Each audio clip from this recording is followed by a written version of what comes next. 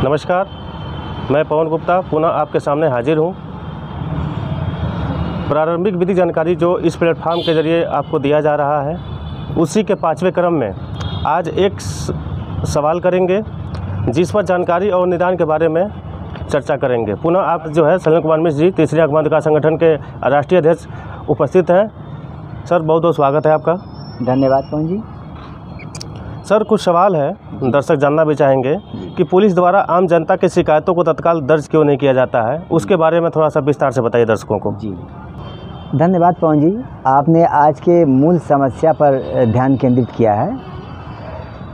वही विडंबना है कि एक तो पीड़ित पक्ष कहा गया है बाध्यकारी है, संविधान में कहा गया है कि बाध्यकारी का हित सर्वोपरि है। तो थाने पर निचले तबके के या पीड़ित वर्ग या शोषित वर्ग ही अपनी पीड़ा को लेकर के अभियोग पंजीकृत कराने जाते हैं, और अभियोग पंजीकृत न हो तो उसकी पीड़ा दोगुनी होती है। हमें जहाँ तक जानकारी है या विधि विधान की व्यवस्था है, उसमें सर्वप्रथम उसका नाम ही दिया गया FIR, प्रथम सूचना रिपोर्ट, यानी घटना की प्रथम सूचना रिपोर्ट उसको दर्ज करने के लिए दिया जाता है। दर्ज करके उसकी एक प्रति आपको पीड़ित वर्ग को उपलब्ध कराया जाना चाहिए, और 24 घंटे के अंदर उसकी एक प्रति इलाका मजिस्ट्रेट के यहाँ पहुँच जाना चाहिए। लेकिन यहाँ जब पीड़ित जाता है थाने पर, तो उसके साथ पहले तो व्यवहारिक रूप में दुर्व्यवहार किए जाते हैं, अमर्यादित भाषाओं का प्रयोग किए जाते हैं, अक्सर देखा जाता है। और FIR दर्ज करना तो कोसों दूर की बात है। FIR दर्ज न करके तुरंत उसके कहा जाता है कि हम जांच करेंगे, जबकि हमारे जानकारी में है कि विधि विधान में ऐसी कोई व्यवस्था नहीं कि बगैर दर्ज किए जांच करने की कोई प्रक्रिया नहीं है।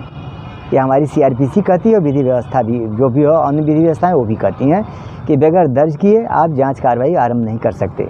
बगैर दर्ज किए किसी भी व्यक्ति को आप थाने पर नहीं बुला सकते। अब बगैर आधिकारिक सूचना के किसी व्यक्ति को थाने पर नहीं बुला सकते।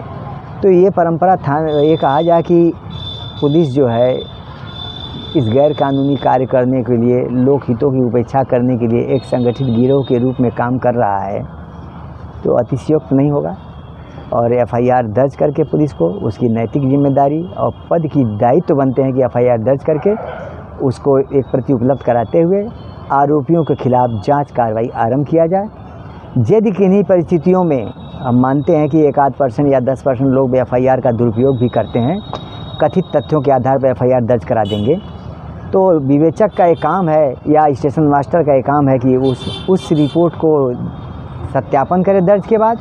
अगर घटना असत्य पाई जाती है तो FIR दर्ज कराने वाले के खिलाफ 182 में और अन्य संबंधित धाराओं में अभियोग पंजीकृत किया जाना चाहिए और चार्जशीट सक्षम न्यायालय को भेजी जानी चाहिए।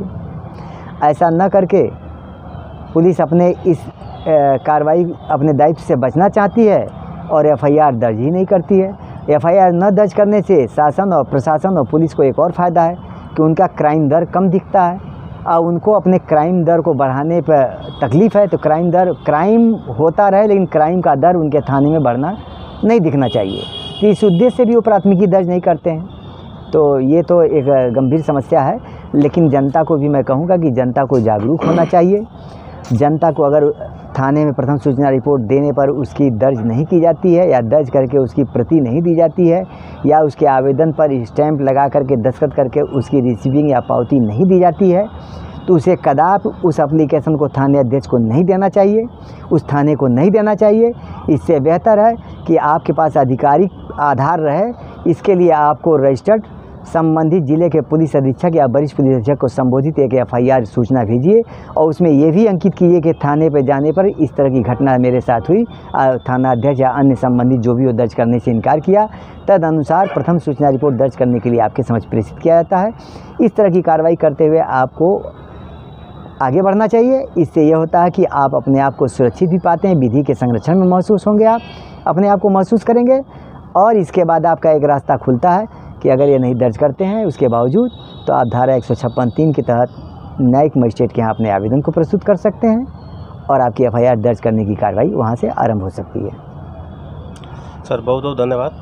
आपने बेसिक जानकारी बताया, बहुत अच्छा लगा दर्शकों को। और आगे के क्रम में भी हम कुछ सवाल जवाब हम लोग करेंगे और दर्शकों के भी साझा भी करेंगे। पवन जी, बहुत मुझे खुशी हो रही है कि इस पाश्चात्य सभ्यता के युग में, भौतिकता के युग में आप एक जनहित के कार्य में इस तरह अपनी भूमिका रोज़ 2 घंटे, तीसरे दिन चौथे दिन 1 घंटे दे रहे हैं समाज को जी। तो अविस्मरणीय है और बिरले लोग मिलते हैं जी। तो आप बधाई के पात्र हैं और हमारा सौभाग्य है कि आप इस आयोजन को करते हैं, इस कार्यक्रम का आयोजन करते हैं। इसके माध्यम से हम जनता को या आम जनता को इस विधिक जानकारी जो मुझे ज्ञात है या जो मैं अध्ययन करके प्राप्त किया हूँ, उसे आम जनता में मैं इसको सरप्रवाह करता हूँ ताकि आम जनता जागरूक हो और दुर्व्यवस्थाओं पर अंकुश लगाया जा सके। तो इसके लिए हमारे देखने में मूलतः आप ही बधाई के पात्र हैं। हम लोग तो आपके एक सहयोगी के रूप में कार्य आगे बढ़ाने में सहयोग कर रहे हैं। जी जी। कहीं ना कहीं कृष्ण का रूप दिया जाएगा एक तरह से जो है। हाँ, तो सारथी आप हैं उसमें। कौन जी, सारथी को बधाई हो। ठीक है, आज हम सज्जन कुमार मिश्र जी को सुने और कहीं ना कहीं उनके द्वारा जो जानकारी दी गई बहुत एक तरह से अच्छी लगी, हमको भी लगी अच्छी और आपको भी शायद अच्छी लगे।